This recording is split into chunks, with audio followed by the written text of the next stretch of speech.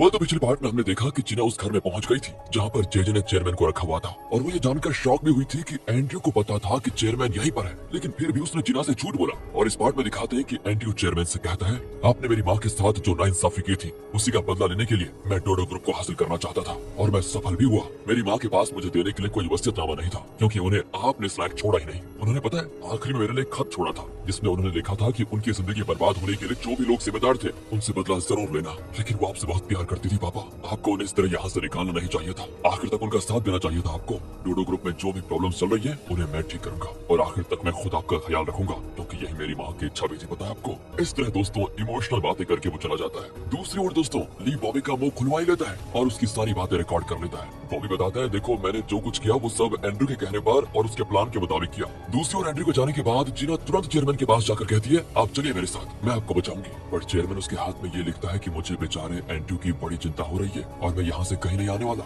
दूसरी ओर जेल में आ जाइए दोस्तों, नाथन ये गैस कर लेता है कि ड्यूटी फ्री शॉप में वो नकली बैग्स रखवाने का प्लान जरूर एंड्रयू का रहा होगा और उसी ने बॉबी को कहकर हमें इस जाल में फंसाया होगा। उसकी माँ को भी लगता है कि जरूर वो वसीयतनामा भी नकली होगा जो एंड्रयू ने खुद बनवाया होगा। वो कहती है, बेटा तुम्हारे पापा हम सबसे गुस्सा जरूर थे, लेकिन ऐसा हो ही नहीं सकता कि वो अपनी बेटी यानी सिंडी को सिर्फ एक घर के अलावा कुछ ना दे। वो सिंडी से बहुत प्यार करते थे। अब एंड्रयू को दिखाते हैं जो अपने ऑफिस जा रहा होता है। तब उसे पुलिस रोककर कहती है कि तुम्हें स्टेशन चलना होगा। एंड्रयू समझ जाता है कि बॉबी फंस चुका है, और जब वो स्टेशन जाता है तो बॉबी ली की मार खाकर वहाँ पर बैठा होता है। अब चेयरमैन की वाइफ, नाथन और सिंडी तीनों को बेगुनाह मानकर उन्हें रिलीज कर दिया जाता है। फिर पुलिस एंड्रयू से पूछताछ करना शुरू करती है कि क्या तुमने बॉबी से सब कुछ करने को कहा था। एंड्रयू मुड़कर बॉबी को देखता है और पूछता है, तुम्हारे चेहरे पे इतनी चोट क्यों लगी हुई है? क्या ली और उसके आदमी ने तुम्हें पीट कर ये सब कबूल करने पे मजबूर किया था तुम्हें? बॉबी दोस्तों इस पॉइंट को पकड़ लेता है और रोने लग जाता है कि हाँ तुम ठीक कहते हो, इन लोगों ने मार मार कर मेरी हालत खराब कर दी और जबरदस्ती मुझसे कबूल करवाया, मेरा कोई दोष नहीं है इसमें। दोस्तों ली और मोजो ने तो ये बिल्कुल एक्सपेक्ट नहीं किया था, और वो पुलिस ऑफिसर से कहते हैं कि ये झूठ बोल रहा है सर, ये एंड्रयू के साथ मिला हुआ है। पुलिस ऑफिसर भी जरा कंफ्यूज हो जाता है कि क्या है ये मामला,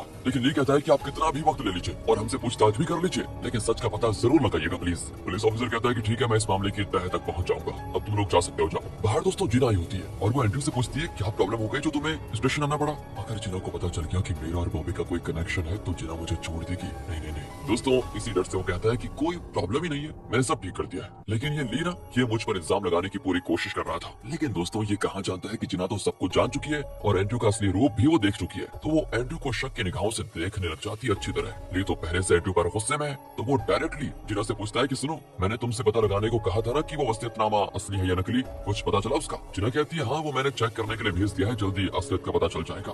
ये सुनकर एंड्रयू की हालत खराब, लेकिन फिर भी वो दिखाता है ऐसा जैसे कि बहुत कॉन्फिडेंट हो दोस्तों, क्योंकि उस आर्टिस्ट ने ना एकदम चेयरमैन जैसी परफेक्ट हैंडराइटिंग बनाई होती है। इसलिए वो कहता है कि हाँ हाँ तुम जरूर चेक करवा लो, तसल्ली कर लेना अपनी, वरना ये ली पता नहीं और मुझ पर क्या इल्जाम लगाएगा। मुझे कोई डर नहीं है, क्योंकि वही असली वसीयतनामा है। अगले सीन में दोस्तों को जेजे से मिलता है और बताता है कि ली हर बात मेरा टांग अड़ाने लगा है, मुझ पर अगर कोई इंक्वायरी हुई तो उसे आपको रोकना होगा, और हाँ 500 मिलियन का जो बॉन्ड हमें खरीदना है उसके लिए आपने लोन लेकर मुझे देने का वादा किया था, उसका जल्द से जल्द इंतजाम कीजिए। जेजे यहाँ बिगड़ जाता है कि बेटा तुम्हारी इतनी औकात नहीं रही कि तुम मुझे हुक्म पे हुक्म देते जाओ जो। और दोस्तों यहाँ पर एंड्रयू ना गुस्से और टेंशन में जाने क्या क्या कह देता है। वो कहता है कि अगर आपने ये सब कुछ नहीं किया तो मैं सेफ में रखे आपके सारे सीक्रेट फाइल्स को लीक कर दूंगा, फिर देखना उम्र भर जेल में चक्की पीसोगे। ये कहकर वो चला जाता है। जेजे भी सोच लेता है कि ये कुछ ज्यादा ही उछल रहा है, इसको जरा जमीन में दबा कर रखना पड़ेगा। दूसरी ओर दोस्तों ली ग्रे से कहता है कि तुम सिंडी से कहो कि वो emergency share holders meeting arrange करे, फिर देखता हूँ एंड्रयू क्या करता है। दूसरी ओर जेजे अपने बॉडीगार्ड को बताता है कि जल्द से जल्द सेट कैपिटल कंपनी के डायरेक्टर के साथ मेरी मीटिंग अरेंज करवाओ, तब जाकर हम लोन का इंतजाम कर पाएंगे, क्योंकि अगर हमने देरी की तो डोडो ग्रुप हाथ से निकल जाएगा। दूसरी ओर दोस्तों पैनी को दिखाते हैं जो कोरिया से आ रही है, और फ्लाइट में उसके पास बैठा आदमी पूछता है,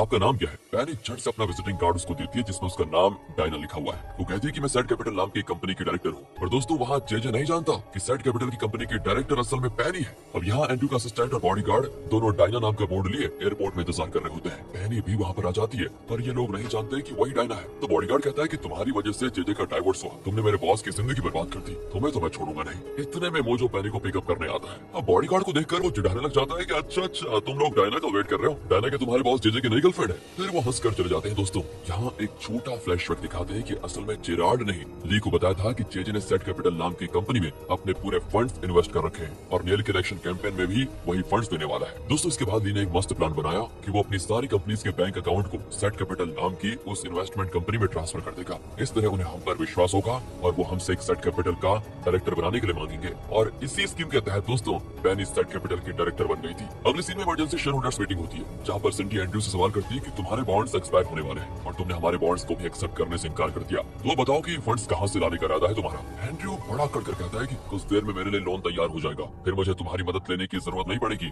असल में दोस्तों इसे जेजे ने विश्वास दिलाया था कि सेट कैपिटल की डायरेक्टर फंड्स देने को तैयार है, और एंड्रयू नहीं जानता कि वो डायरेक्टर तो पेनी है। इस तरह में मोजो पेनी को लेकर डोडो ग्रुप आ जाता है, जहाँ जेजे पेनी को ताने मारता है कि तुम फिर आ गई, इस बार किसकी खुफिया बनकर आई हो और किसकी जिंदगी बर्बाद करने का इरादा है इस बार। पर पेनी उसको इग्नोर करके चली जाती है बढ़िया वाला। बॉडीगार्ड जेजे को बताता है कि हमें खबर मिली है कि सेट कैपिटल की डायरेक्टर एयरपोर्ट से निकल चुकी है और वो हमें कहीं मिली नहीं, आप जरा एक बार कॉल करके पूछ तो लीजिए। जेजे तुरंत डायना के नंबर को कॉल करके पूछता है कि आप कहाँ पर है। वो कहती है मैं डोडो ग्रुप में हूँ और तुमसे बहुत ऊपर हूँ, जरा ऊपर तो देखो। मिस्टर जेजे जेजे चौंक कर ऊपर देखता है तो पेनी सीढ़ियों पर खड़ी उसका कॉल अटेंड कर रही होती है। उसका मुंह खुला का खुला रह जाता है कि क्या ये सेट कैपिटल की डायरेक्टर कैसे बनी। पेनी फोन पर कहती है कि अब तुम्हारी कहानी का दी एंड होने वाला है, कहकर वो हंसकर चली जाती है। और यहाँ मीटिंग में पेनी को देखकर एंड्रयू भी चौंक जाता है, तो पेनी सबके सामने साफ शब्दों में कह देती है कि मेरी कंपनी यानी सेट कैपिटल एंड्रयू को लोन देगी ही नहीं, इसलिए आप बेकार में उम्मीद ही मत रखना। एंड्रयू को आता है दोस्तों बहुत गुस्सा और वो नर्वस भी दिखता है। ऊपर से ली उठकर पूछता है कि तुम ये बताओ कि हमारे बॉन्ड्स को तुम कब एक्सेप्ट करोगे। अगर बॉन्ड्स खरीदने के लिए उतनी रकम नहीं है तुम्हारे पास तो चुपचाप डोडो ग्रुप को हमारे हवाले कर दो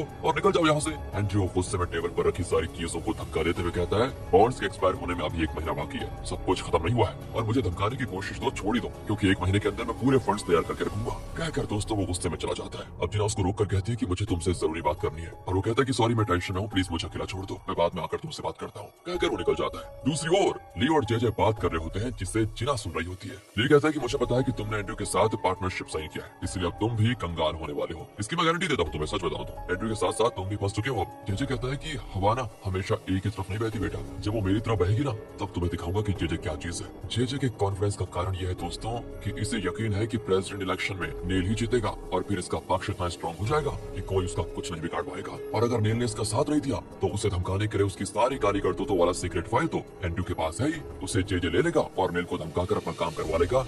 ये है जेजे का प्लान, इसलिए वो इतना कॉन्फिडेंट है। दूसरी ओर जिना एंड्रयू से मिलना चाहती है और पूछ लेती है क्या वो वसीयतनामा नकली है और क्या तुमने ये गोलमाल किया है। सुनकर एंड्रयू शॉक में होता है दोस्तों। तब जिना कहती है देखो हम सब इंसान हैं, हमसे गलतियां होती है, लेकिन उसे सुधारना भी हमारी जिम्मेदारी है, इसलिए प्लीज मुझे सच बता दो। पर दोस्तों एंड्रयू अब भी सच नहीं बताता और कहता है कि अच्छा तुम ली के कहने पर मुझ पर शक कर रही हो, तुम तो वसीयतनामे को टेस्टिंग के लिए भेज चुकी हो ना, जब रिजल्ट आएगा तो खुद देख लेना कि मैं सच बोल रहा हूँ या नहीं। जिना मायूस हो जाती है कि ये अभी भी झूठ ही बोल रहा है, वो उठकर चली जाती है। दूसरी ओर दोस्तों ली प्लानिंग शुरू कर देता है कि किसी भी तरह नेल को इलेक्शन जीतने नहीं देना है। उसके लिए दोस्तों इनको कुछ भी करके अपोजिशन कैंडिडेट को हटाना होगा, मतलब उसका इस्तेमाल करना होगा, और उसका नाम है रोनाल्ड। पेनी बताती है कि लोग रोनाल्ड को बहुत पसंद करते हैं, लेकिन रिसेंटली उसके ऊपर लड़कियों के साथ बुरा बर्ताव करने का इल्जाम लगा है, पर लोग कहते हैं कि वो बस अफवाहें हैं क्योंकि रोनाल्ड ऐसा आदमी है ही नहीं। तब ली कहता है कि ठीक है फिर तो उससे एक बार मुलाकात करनी ही पड़ेगी। अब दोस्तों जेजे और एंड्रयू नेल से मिलने चाहते हैं। जेजे कहता है कि हम आपको इस इलेक्शन में जितवाने के लिए अपनी तरफ से सब कुछ करेंगे, लेकिन प्रेसिडेंट बनने के बाद आपको हमें पूरी तरह सपोर्ट करना होगा। इतना ही नहीं, ली का खात्मा करने में भी आपको हमारी मदद करनी पड़ेगी। मीटिंग के बाद जेजे और एंड्रयू बाहर चले जाते हैं। किमी कहती है कि पापा आप इन दोनों की मदद मत कीजिए, इनसे नाता तोड़ दीजिए आप। पर नेल बताता है कि अगर डोडो ग्रुप ली के हाथ में चला गया बेटा तो हमारा कोई फायदा नहीं होगा, और अगर डोडो ग्रुप इनको मिल गया तो हमारा कुछ फायदा हो सकता है। दूसरी ओर ली उस अपोजिशन कैंडिडेट रोनाल्ड से मिलता है, जो बात बात पर पेनी का हाथ टच करके बात करता है। दोस्तों पता नहीं कैसा है, ली तुरंत समझ आता है कि इसके बारे में जो बातें फैली हुई है वो अफवाह नहीं है, 100% सच है, इस पर तो भरोसा करना ही बेकार है, ये वो सोच लेता है। इसलिए वो जिराल्ड को नेल को पट्टी बढ़ाने भेजता है। वो भी नेल के घर जाता है और उसे बताता है कि ली ने बताया क्या किया, रोनाल्ड की मदद करना शुरू कर दिया है, अगर आपने इस मामले में कुछ नहीं किया तो वो जरूर रोनाल्ड को जिता देगा, इसलिए सर समझदारी इसमें है कि आप जेजे का साथ छोड़कर ली के पक्ष में जुड़ जाएं, ऐसा करने से ली आपको जरूर जिता देगा। दूसरी ओर ली, पेनी और मोजो बात कर रहे होते हैं कि तभी अचानक लगभग 10 सेकंड्स के लिए ली को कुछ भी दिखाई नहीं देता एंड वो घबरा जाता है कि ये मुझे अचानक क्या हो गया। पेनी और मोजो भी चौंक जाते हैं कि कहीं ली की आंखें दिन प्रतिदिन खराब तो नहीं हो रही। दूसरी ओर दोस्तों जिस नकली वसीयतनामे को लैब में टेस्ट करने के लिए भेजा गया था उसका रिजल्ट आ जाता है, जिसमें लिखा है कि हैंड राइटिंग तो हूबहू चेयरमैन की है, लेकिन वसीयतनामा जिस कागज पर लिखा गया है उसमें एक हैंड राइटिंग फ्रॉड के फिंगरप्रिंट्स हैं, जो कई बार ऐसे फर्जी वसीयतनामे लिखकर जेल जा चुका है। ये जानकर अब जिना को पक्का यकीन हो जाता है कि एंड्रयू ने पक्का कोई घोटाला किया है और ये चेयरमैन का लिखा हुआ वसीयतनामा तो है ही नहीं। फिर भी दोस्तों जिना एंड्रयू को एक आखिरी मौका देना चाहती है और उसे डिनर पे इनवाइट करती है। पूछती है उस वसीयतनामे का रिजल्ट आ चुका है, हैंड राइटिंग तो चेयरमैन की हैंड राइटिंग से मैच होती है,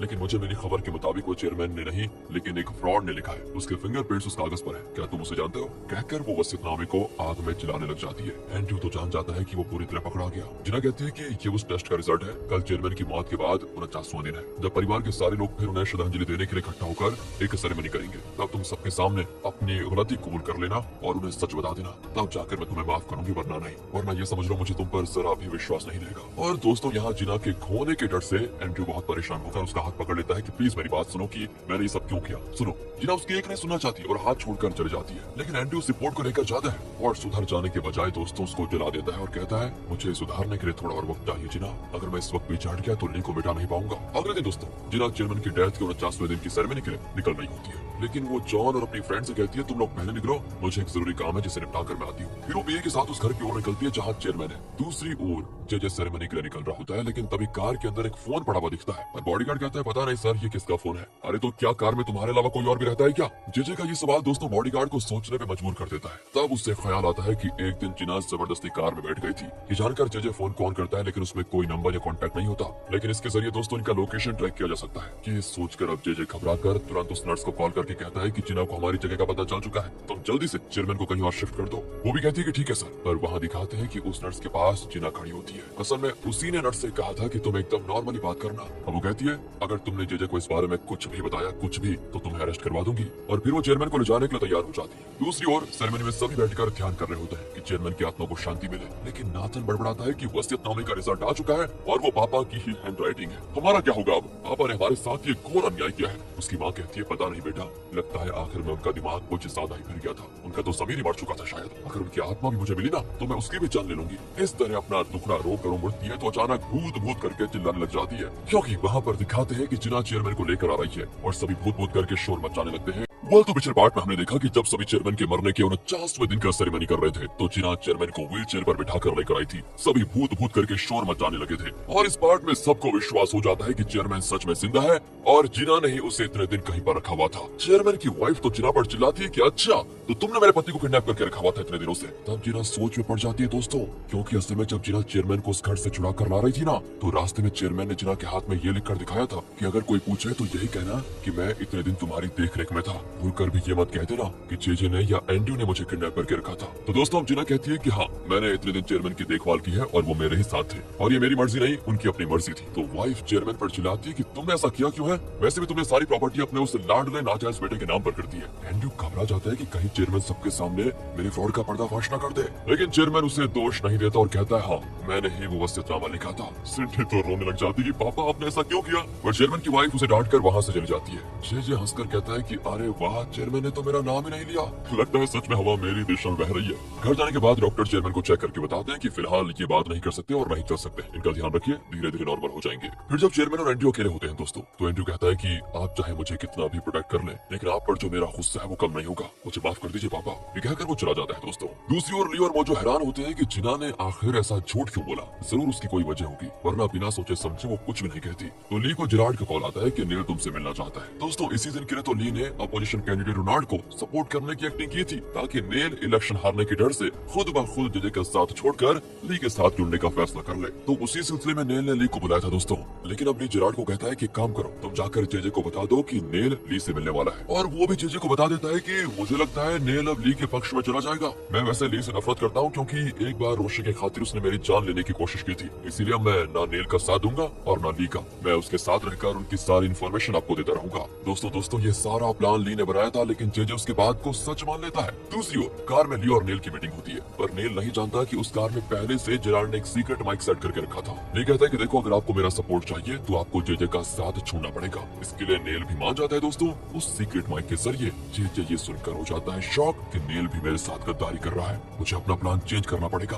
असल में दोस्तों ये जो ली है ना अपना हीरो, ये नील और जेजे के बीच फूट डालने के लिए ऐसा कर रहा था और उसको तो ये भी पता लगाना है कि पेंडोरा बॉक्स सच में जेजे के पास है या नहीं। वह एंड्रयू जिना से मिलना चाहता है पर वो कहती है देखो मैंने तुम्हें कई मौके दिए अपनी सच्चाई मुझे बताने के लिए, लेकिन आखिर तक तुमने अपने झूठ से बाहर आना सही नहीं समझा। तुम्हारे खिलाफ मुझे बहुत सी बातें पता चली है लेकिन फिर भी मैं तुम पर विश्वास करती रही, पर तुमने मेरी कदर ही नहीं की और मुझे धोखा दिया कई बार, कहकर वो एंगेजमेंट रिंग उतार कर दोस्तों उसको लौटा देती है। एंड्रयू ने तो ये एक्सपेक्ट भी नहीं किया था और कहता है प्लीज मेरी बात सुनो, मैंने ये सब क्यों किया प्लीज सुनो तो, लेकिन जिना उसके जवाब के लिए रुकती नहीं और चली जाती है। जिना के घर के बाहर खड़ा होकर एंड्रयू बहुत रोता है, जिसकी आवाज को सुनकर जिना को भी थोड़ा दुख होता है। एंड्रयू अब तुरंत अपने ऑफिस जाकर उस पेंडोरा बॉक्स की फाइल्स को निकाल निकालकर जिना को देने का फैसला कर लेता है। पर नाथन का असिस्टेंट कहता है कि प्लीज जल्दबाजी में इसे जिना के हवाले मत कर दो, वरना डोडो ग्रुप लीग के हाथ चला जाएगा। कुछ और दिन वेट कर लो, ये फाइल्स तो तुम जिना को बाद में भी दे सकते हो, वो जरूर तुम्हारी दुविधा को समझ जाएगी। और अब एंड्रयू कंफ्यूज होता है कि क्या करूं, और वो अपना फैसला बदल लेता है। दूसरी ओर दोस्तों, सिंडी चेयरमैन से पूछती है कि पापा क्या आप जानते थे कि नाथन ने ली के पेरेंट्स का कत्ल किया था? पर चेयरमैन उसके हाथ में लिखता है कि मैं नहीं जानता था। इस पर सिंडी पूछती है तो फिर उस डॉक्टर ने अपने डॉक्यूमेंट्स में ये क्यों लिखा कि उस कत्ल के बारे में कुछ सीक्रेट्स आपके पेंडोरा बॉक्स में है? तो इसका मतलब तो यही हुआ ना कि उन फाइल्स में सारे एविडेंसेस है। पर चेयरमैन पूछता है कि क्या तुम ये चाहती हो कि तुम्हारा भाई जेल जाए? साफ साफ बता दो। सिंडी कहती नहीं, लेकिन अगर उसने ऐसा घिनौना काम किया है तो उसकी सजा उसको मिलनी चाहिए। दोस्तों ये सारी चीजें नाथन सुन रहा होता है और वो सोच में पड़ जाता है कि पापा को पता था कि मैंने ली के पेरेंट्स का कत्ल करवाया था, इसलिए उन्होंने मेरे बारे में जो सीक्रेट्स थे उसकी फाइल्स पेंडोरा बॉक्स में रखी थी और एंड्रयू ने उनका सेफ एक्सेस किया था, तो वो फाइल्स जरूर उसी के पास होंगी। मुझे कैसे भी करके अपने फाइल्स निकालने होंगे, वरना मैं पूरी तरह फंस जाऊंगा। वो तुरंत अपने असिस्टेंट को कॉल करता है, पर वो कहता है कि सर मैं तो बाहर हूँ, बाद में फोन करूंगा। पर असल में दोस्तों वो एंड्रयू के साथ होता है। अब नाथन अपने असिस्टेंट का पीछा करने लगता है तो उसे पता चल जाता है कि अब उसका असिस्टेंट उसके लिए नहीं बल्कि एंड्रयू के लिए काम कर रहा है, इसलिए वो एंड्रयू की कार को फॉलो करता है। एंड्रयू असिस्टेंट को एक जगह ड्रॉप करके निकल जाता है और तब नाथन उसको पकड़कर इतना मारता है कि तुम्हारी हिम्मत कैसे भी मेरे साथ गद्दारी करने की। वो भी नाथन की पैर पकड़ लेता है कि हालात ही कुछ ऐसे थे कि मुझे एंड्रयू के लिए काम करना पड़ा, वरना वो उस वीडियो को लीक करने की धमकी दे रहा था जिसमें मैंने आपके पापा की मेडिसिन चेंज किए थे। अब नाथन रुक जाता है और पूछता है क्या पेंडोरा बॉक्स एंड्रयू के पास है? और कोई रास्ता न पाकर एंड्रयू कॉल कर लेता है कि हाँ पेंडोरा बॉक्स के सारे फाइल्स एंड्रयू के पास ही है। नाथन भड़क जाता है कि तुम कुछ भी करके उसमें से मेरा फाइल ले आओ, पर सर उस सेफ में तो फिंगरप्रिंट लॉक है, उसे मैं कैसे खोल पाऊंगा? देखो वो सब मैं नहीं जानता, तुम कुछ भी करो लेकिन मेरी फाइल मुझे चाहिए, वरना तुम्हारी खैर नहीं। दूसरी ओर दोस्तों जेजे जान चुका है कि नेल ली का साथ देने वाला है, तो वो उससे मिलने जाता है और डायरेक्टली धमकी में उतराता है कि अगर आपने ली का साथ दिया तो सोच लीजिए, ये देख रहे ना आप अपनी सीक्रेट फाइल, ये पेंडोरा बॉक्स में था और इसे मैं पब्लिक में लीक कर दूंगा, फिर आप प्रेसिडेंट तो क्या एमएलए भी नहीं बन पाएंगे और लोग थूकेंगे आप पर। सोच समझ कर फैसला कीजिए। ये कहकर दोस्तों चला जाता है। अब नेल तो बौखला जाता है कि ये ट्विस्ट कहां से आ गया। दोस्तों उसके पास जेजे का साथ देने के अलावा कोई रास्ता नहीं बचा होता, तो अब जिराड ये बात ली को बता देता है तो वो कहता है यही मैंने एक्सपेक्ट किया था, मतलब पेंडोरा बॉक्स जरूर जेजे के पास है, मुझे नेल से एक और बार मिलना है और इस बार भी तुम कार में सीक्रेट माइक फिक्स कर देना। जिराड घबरा जाता है कि तुम्हारी इस चाल से तो लगता है कि तुम नेल को मुसीबत में डाल दोगे। देखो मुझे सिर्फ जेजे से चिढ़ है, नेल से मेरी कोई दुश्मनी नहीं है, उल्टा मुझे तो नेल की खैरियत चाहिए। ली उसे समझाता है कि मैं नेल के लिए खतरा नहीं बनूंगा, तुम बस वही करो जो मैं कहता हूँ। और दोस्तों अब जिराड नेल को बताता है कि ली आपसे मिलना चाहता है एक बार फिर। नेल को अब ली से मिलने में कोई दिलचस्पी नहीं होती, लेकिन वो मीटिंग के लिए मान जाता है और मीटिंग से पहले जैसा जिराड ने पिछली मीटिंग में किया था उस कार में भी वो सीक्रेट माइक वाला डिवाइस फिट करके निकल जाता है, जिससे इनकी बातों को जेजे सुन पाए। और एज एक्सपेक्टेड जेजे उनकी बातें सुनने लग जाता है। तब ली कहता है कि अगर आपको जेजे की धमकी से डर है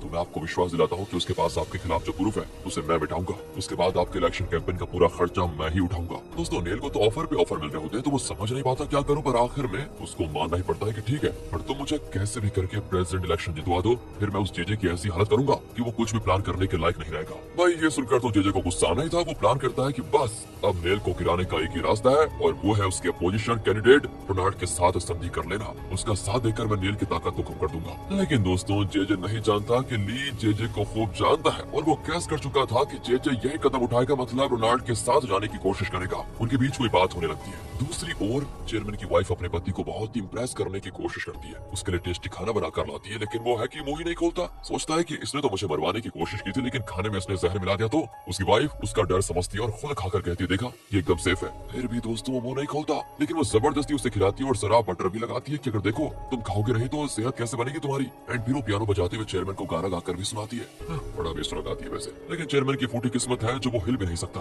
और उसका गाना उसको सुनना पड़ता है। दूसरी ओर एंड्रयू और जेजे रोनाल्ड से मिलने जाते हैं। जेजे उसके सामने प्रस्ताव रखता है कि मेरे पास नेल की इलीगल एक्टिविटीज के बारे में प्रूफ है, इसीलिए मैं उसे पब्लिक में लीक करके उसे इस इलेक्शन से हटा सकता हूँ, फिर आप ही प्रेसिडेंट बन जाएंगे, पर आपको मेरे साथ एक एग्रीमेंट पे साइन करना होगा। यहाँ पर दोस्तों रोनाल्ड को ली की बात याद आती है। ली ने उससे कहा था कि जेजे आपसे जो भी कहे आप वैसा ही करना, बाकी मैं संभाल लूंगा। अब जेजे दोस्तों रोनाल्ड से लिखवाता है और रोनाल्ड लिखता है कि अगर मैं प्रेसिडेंट बन गया तो डोडो ग्रुप को मैं फंडिंग करूंगा, उसके साथ साथ जेजे को प्राइम मिनिस्टर की पोजीशन दूंगा। रोनाल्ड वही लिखकर उस पर साइन भी कर देता है। अब जेजे उसे नेल का वो फाइल दिखाकर कहता है कि आप इसकी फोटोकॉपी बनाकर रख लीजिए, मैं जल्द ही नेल को मिट्टी में मिलाने का बंदोबस्त करता हूँ, और हाँ अगला प्रेसिडेंट बनने के लिए मेरी तरफ से एडवांस में बधाई। रोनाल्ड तुरंत उसकी फोटोकॉपी बनाकर ली को भेजता है एंड ली उसको देखकर चौंक जाता है दोस्तों, क्योंकि उसमें सिर्फ नेल के खिलाफ एविडेंस है। ली ने सोचा था कि पेंडोरा बॉक्स के सारे फाइल्स जेजे ये रोनाल्ड को देगा, लेकिन उसने सिर्फ नेल का फाइल दिया होता है और लगता है यहाँ पर ली का ये प्लान थोड़ा फेल हो रहा है दोस्तों। वो टेंशन में होता है कि तभी ग्रे भागा चलाता है कि जल्दी से टीवी ऑन करके देखो। असल में टीवी पर जिना एक शो करती है जिसमें पूछती है कि अगर कोई पेंडोरा बॉक्स के बारे में जानता हो तो हमें कॉल करके बताइए, और तभी का 9 नंबर से कॉल आता है कि मुझे पेंडोरा बॉक्स के बारे में पता है और उसमें डोडो ग्रुप के कुछ इंपॉर्टेंट लोगों के सीक्रेट फाइल्स है। अब ये सुनकर ली चौंक जाता है कि ये कौन हो सकता है जिसने अभी फोन किया। जिना लाइव में उस कॉलर से पूछती है क्या पेंडोरा बॉक्स आप ही के पास है, वो कहाँ है ये बताइए। कॉलर कहता है कि मुझे उस इन्फॉर्मेशन के लिए $1 मिलियन चाहिए, तब जाकर मैं आपको पूरा इन्फॉर्मेशन दूंगा, कहकर वो कॉल ही काट देता है। अब दूसरी ओर जेजे ये सुनकर परेशान होता है कि उस कॉलर को इतना ठीक इन्फॉर्मेशन कैसे पता चला होगा, कहीं एंड्रू ने सच में उन फाइल्स को लीक तो नहीं कर दिया। वो अपने बॉडीगार्ड से कहता है कि तुम किसी तरह उसे बहला फुसलाकर उसका फिंगरप्रिंट ले आओ और उसका सेफ खोलकर मेरी सीक्रेट फाइल्स उसमें से निकाल लाओ। अगले दिन दोस्तों प्रेसिडेंट इलेक्शन के दोनों कैंडिडेट्स को टीवी पर एक डिबेट करना होता है, तो दोनों तैयार होकर टीवी स्टूडियो में आते हैं। ये एक लाइव शो है। पहले रोनाल्ड बोलना शुरू करता है। वो नेल से सवाल करता है कि मैंने सुना है आपने कई लीगल काम किए हैं, वैसे उन सबका तो ठोस सबूत है मेरे पास। लगता है आपने शुरुआत में डोडो ग्रुप से बहुत सारा फंड लिया था और उन फंड से आपने अपने कई फार्मा कंपनीज में इन्वेस्ट भी किया। नेल की हालत खराब की ये सारी चीजें इसे कैसे पता। दूसरी ओर दोस्तों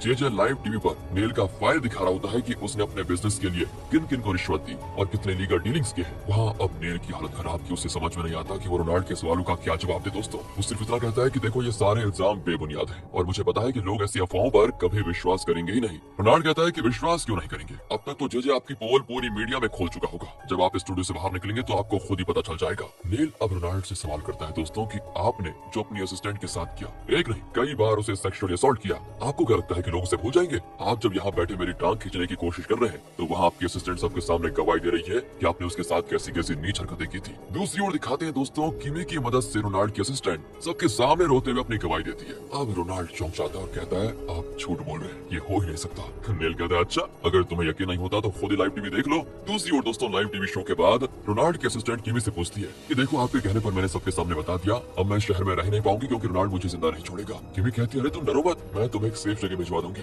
वहाँ तुम्हें कोई खतरा नहीं होगा। यहाँ से एंड्रू के ऑफिस को दिखाते हैं जहाँ एक आदमी घुसकर एंड्रू के फिंगरप्रिंट को यूज करके उसके सेफ से फाइल्स निकाल कर ले जाता है। फिलहाल इसकी आइडेंटिटी रिवील तो नहीं की जाती, लेकिन लगता है ये वही अननोन नंबर वाला कॉलर है दोस्तों जिसने टीवी शो में कॉल किया था। एंड वहाँ मोजो ली से पूछता है कि इस टीवी शो में तो दोनों प्रेसिडेंशियल कैंडिडेट्स के कपड़े उतर गए, मतलब दोनों का असली कैरेक्टर दुनिया के सामने आ चुका है, तो अब लोग वोट देंगे तो किसे देंगे, क्योंकि ये दोनों के दोनों तो क्रिमिनल निकले। वहाँ नेल स्टूडियो से बाहर आता है तो रिपोर्टर्स पूछते हैं कि आप पर जो इल्जाम लगा है क्या वो सच है। नेल तो साफ इनकार कर देता है और कहता है कि मैं जल्द ही सबूत पेश करूंगा कि मैंने कुछ गलत नहीं किया। उसके बाद रोनाल्ड आता है तो वो पूछते हैं क्या सच में आपने अपने असिस्टेंट को नहीं और भी कई लड़कियों को सेक्सुअली असॉल्ट किया है, पर वो अपना चेहरा ढक कर वहाँ से निकल जाता है। दूसरी ओर ली को अननोन नंबर से कॉल आता है क्या तुम ही ली हो। ली पूछता है कि तुम कौन हो। वो कहता है कि मेरे पास पेंडोरा बॉक्स है और तुम्हें जो फाइल्स चाहिए वो मेरे पास है, बोलो क्या तुम्हें वो फाइल्स चाहिए। ली बौखला जाता है दोस्तों की ये है। पिछले पार्ट में हमने देखा कि ली को अननोन नंबर से कॉल आया था और उस आदमी ने कहा था कि पेंडोरा बॉक्स के फाइल्स मेरे पास है, क्या तुम्हें वो चाहिए। इस पार्ट में वो आदमी कहता है कि अगर तुम्हें पेंडोरा बॉक्स चाहिए तो मुझे $5 मिलियन चाहिए, दोगे क्या।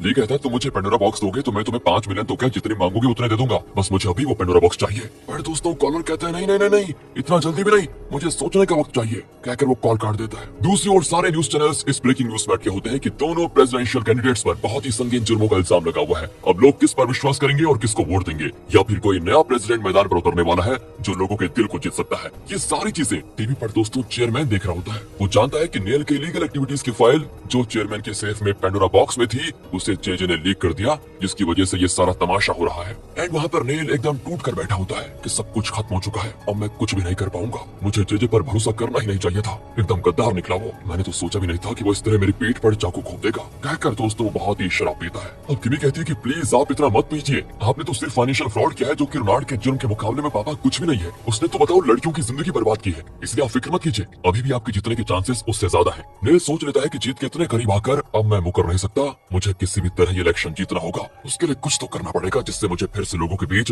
पॉपुलैरिटी मिल जाए। दूसरी ओर दोस्तों एंड्रू जेजे पर बरस पड़ता है कि आप तो बहुत अकड़ रहे थे ना कि ली हमारा कुछ नहीं बिगाड़ सकता, अब देखा वो किस हद तक पहुंच गया है। अब बताओ वो डोडो ग्रुप को खरीद कर छोड़ेगा और हमें डोडो ग्रुप से धक्के देकर बाहर निकाल देगा, हम तो सिर्फ अब तमाशा देख पाएंगे और कुछ करना हमारे बस की बात ही नहीं है। लेकिन दोस्तों इस पर एंड्रू का असिस्टेंट बॉडीगार्ड से भिड़ जाता है कि ओहो मेरे बॉस पर चिल्लाने की तुम्हारी हिम्मत कैसे हुई। इस पर दोस्तों बॉडीगार्ड उसको पीट देता है। जेजे कहता है कि तुम दोनों खामोश रहोगे या नहीं है, वो अपने बॉडीगार्ड को डांट देता है कि ये तुम क्या कर रहे हो। बॉडीगार्ड कहता है क्या कर रहे हो, अरे यहाँ पर चिल्ला रहा था। दोस्तों वो अपनी बात पूरी भी नहीं करता कि जेजे उसको जोर का चाटा मार देता है और कहता है माफी मांगो उससे और दफा हो जाओ यहाँ से। वो दोनों चले जाते हैं तो जेजे कहता है देखो एंड्रयू, मेरी बात सुनो, टेंशन में होने का कोई फायदा नहीं है। यहीं पे तुम हिम्मत हार गए तो आगे आने वाली मुसीबतों का सामना कैसे करोगे। हिम्मत मत हारो, जरूर कोई रास्ता निकलेगा। एंड्रयू अब थोड़ा शांत होता है दोस्तों, और तब पीए उसको कॉल करके कहता है कि तुम्हारे पापा तुमसे मिलना चाहते हैं। क्या सच में उनके सेफ में जो पेंडोरा बॉक्स था वो तुम्हारे पास है? तुम अभी खड़ा कर अपने पापा से मिलो। एंड्रयू से बात कर ही रहा होता है कि इसी बीच जेजे एंड्रयू की ड्रिंक में बेहोशी की दवा मिला देता है। एंड्रयू कहता है कि मैं कल पापा से मिलूंगा, ये कहकर वो कॉल कट कर देता है। अब उसको जेजे कहता है कि देखो फिलहाल ये ड्रिंक लो और थोड़ा रिलैक्स हो जाओ, आराम से रहो, मैं कल कोई हल निकालता हूँ। दोस्तों एंड्रयू उस ड्रिंक को पी लेता है, पर पीए की बातें बाहर खड़े नाथन ने सुन ली थी और उसे पता चल जाता है कि पेंडोरा बॉक्स एंड्रयू के पास है, जिसमें खुद नाथन की भी फाइल होगी।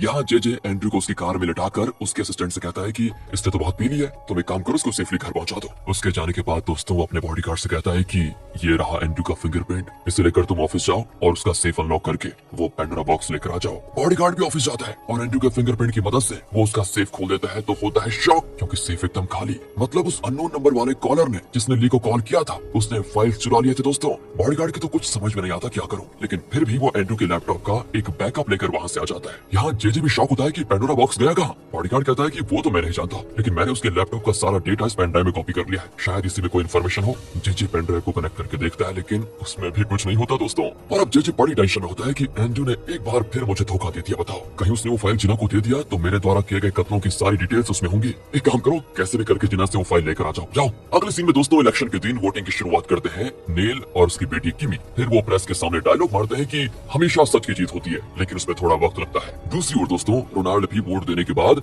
मीडिया को अलग ही भाषण देता है कि सच्चाई मेरे पक्ष में है और जीत भी मेरी होगी। अब यहाँ से सीधे बॉडीगार्ड को दिखाते हैं जो जिना को फॉलो कर रहा होता है। वो जेजे को बताता है कि जिना की एक्टिविटी में शक करने जैसी कोई बात मुझे नजर नहीं आ रही है, उसकी दिनचर्या तो एकदम नॉर्मल लग रही है। पर तभी जॉन दोस्तों अचानक दरवाजा खोलकर कार में बैठकर पूछता है क्यों बेटा, लगता है तुम जिना का पीछा कर रहे हो। लेकिन बॉडीगार्ड उस पर बिगड़ जाता है, अच्छा मुझे और कोई काम नहीं है क्या जो मैं इसका पीछा करता रहूंगा, मेरी गाड़ी से नीचे उतरो वरना बहुत बुरा होगा। अरे यार इतना गुस्सा भी अच्छा नहीं होता, वैसे मैं और जिना एक अच्छे रेस्टोरेंट में खाने जा रहे हैं, तुम भी आ जाओ, बहुत टेस्टी खाना मिलता है वहाँ पर। बॉडीगार्ड कहता है मेरा मूड खराब मत करो और निकल जाओ तुरंत। जॉन कहता है कि अरे जेल में तो रोज हमारा लाइवा खाना खाते थे, फिर यहाँ पर कैसी शर्म, चलो ना मजा आएगा। और बॉडीगार्ड को लगता है कि ये मुझे इस तरह तो छोड़ेगा नहीं, इसलिए वो उसके साथ चला ही जाता है। दोस्तों रेस्टोरेंट में वो बढ़िया खाना खाते हैं तो जिना कहती है कि तुम्हारे पास देखो अभी भी वक्त है, तुम जेजे के खिलाफ गवाही देने के लिए मान जाओ, क्योंकि उसने कई कत्ल किए हैं। सच बताऊं तो उसका सबूत भी बहुत जल्द हमारे पास होगा और फिर वो बच नहीं पाएगा, और अगर तुम उसके साथ रहे तो तुम भी फिर से जेल में जाओगे, याद रखना इस बात को। बॉडीगार्ड भी उठ जाता है और अकड़कर कहता है कि अच्छा इसलिए मुझे यहाँ पर बुलाया था तुमने। अब जॉन उसे शांत करता है कि अरे भाई लगता है गुस्सा तुम्हारी नाक की नोक पर बैठा हुआ है, इस तरह खाना बीच में नहीं छोड़ते यार, अच्छी बातें नहीं होती है ये, बैठकर आराम से खाकर जाओ। या जिना उसे फिर कहती है कि देखो तुम्हारी गवाही सच को और मजबूत कर सकती है, न जाने क्यों मुझे तुम पर अटूट विश्वास है कि तुम्हारा भी एक ज़मीर है, अपने परिवार के बारे में जरा सोचो। इस तरह दोस्तों जिना उसका ब्रेन वॉश करती है तो वो खाने का बॉल जॉन के मुंह पे धकेल कर चला जाता है। एंड वो तुरंत जेजे को कॉल करता है कि मुझे नहीं लगता जिना के पास पेंडोरा बॉक्स है, जरूर वो एंड्रयू के पास ही होगा। ओह तब जाकर इस जेजे को थोड़ी तसल्ली होती है। वहाँ एंड्रयू चेयरमैन से मिलने आता है तो पीए पूछता है क्या पेंडोरा बॉक्स तुम्हारे पास है और क्या तुमने नेल का फाइल जेजे को दिया था। एंड्रयू कहता है कि डोडो ग्रुप को बचाने का मेरे पास और कोई रास्ता नहीं था। और इस पर दोस्तों चेयरमैन पीए के कान में कुछ कहता है, असल में वो जोर से कुछ बोल नहीं पाता, धीरे बोलता है, जिसे पीए फिर एंड्रयू को बताता है। वो कहता है क्योंकि डोडो ग्रुप ने नेल को फंड्स दिए थे तो अगर नेल की पोल खोली तो उसमें डोडो ग्रुप का नाम भी आएगा, क्या तुम इस बात का ख्याल नहीं आया। लेकिन एंड्रयू कहता है नहीं ऐसा कुछ नहीं होगा, डोडो ग्रुप को ली से बचाने का इसके अलावा और कोई रास्ता है ही नहीं। ये कहकर वो गुस्से में बाहर चलाता है। दोस्तों यहाँ नाथन छुप कर उनकी बातें सुन रहा था और एंड्रयू से पूछता है क्या मेरा भी सीक्रेट फाइल तुम्हारे पास है। एंड्रयू कहता है हाँ तो उसमें क्या है, तो एक काम करो ना तुम सिर्फ मुझे मेरी फाइल दे दो, वैसे भी उसका तुम्हें करना क्या है,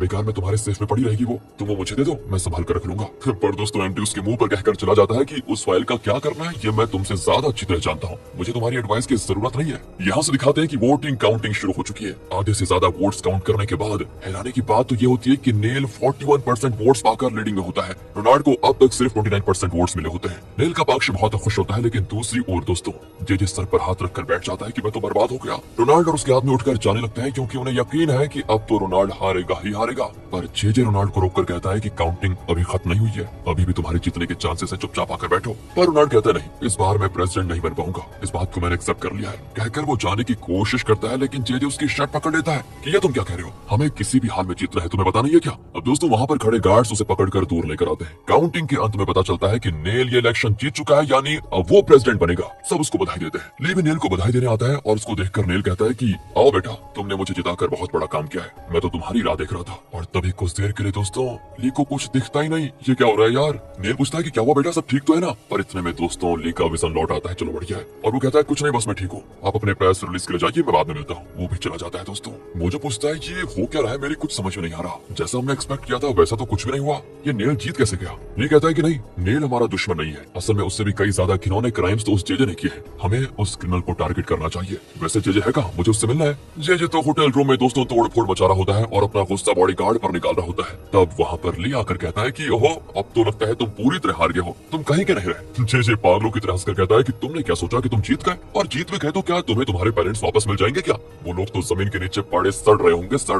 दोस्तों ये सुनकर ली के गुस्से का ठिकाना नहीं होता और वो जेजे को एक पंच मारता है तो वो सीधे नीचे गिरता है। बॉडीगार्ड भी चाकू दिखाकर उसको धमकाता है, पर ली के आदमी उसका चाकू छीन लेते हैं। ली जेजे से कहता है कि ये मौका तो कुछ भी नहीं था, मैं तुम्हें मौत की सजा दिलाऊंगा और तुम्हारी आंखों में मौत का डर देखकर मुझे वो खुशी मिलेगी जो मैं कब से चाह रहा था। दूसरी ओर दोस्तों चेयरमैन की वाइफ चेयरमैन का बड़ा ख्याल रखती है, बड़े प्यार से बात करती है, लेकिन चेयरमैन को अब भी विश्वास नहीं हो रहा उस पर। वो सोचने लगता है कि न जाने कब रंग बदल देगी और कब मुझे जहर देकर मेरा काम तमाम कर देगी। पर वाइफ कहती है बहुत साल पहले की बात याद है तुम्हें कुछ? हमारे पास न इतना बड़ा घर था न इतनी दौलत, तब हम कितने खुश थे। तुम रोज ऑफिस से आते वक्त मेरे लिए कुछ न कुछ लाते थे, हमारे पास सहूलियत बहुत कम थी लेकिन हम चैन से जी रहे थे। जिस दिन से हमने अपनी जरूरत से ज्यादा धन कमाया, जब से हमने कई कंपनीज को हासिल करने की कोशिश शुरू की, तब से हमारा चैन खो गया। और सही बात भी है दोस्तों, चेयरमैन को उसकी बात बिल्कुल ठीक लगती है। यहाँ उस वक्त पैसे कम थे लेकिन मन में सुकून था। हमने बेवजह उन दिनों को खो दिया और अब देखो ना कितनी टेंशन, कितनी नफरत एक दूसरे के लिए। उसकी वाइफ भी हंसकर कहती है देखो अगर तुम चाहो तो हम आज भी वो खुशी हासिल कर सकते हैं। तुम अपनी पूरी प्रॉपर्टी अपनी मर्जी से एंड्रू के नाम भले कर दो, लेकिन हमारे बच्चों के लिए यानी नाथन और सिंडी के लिए कम से कम एक कंपनी तो छोड़ ही दो ना।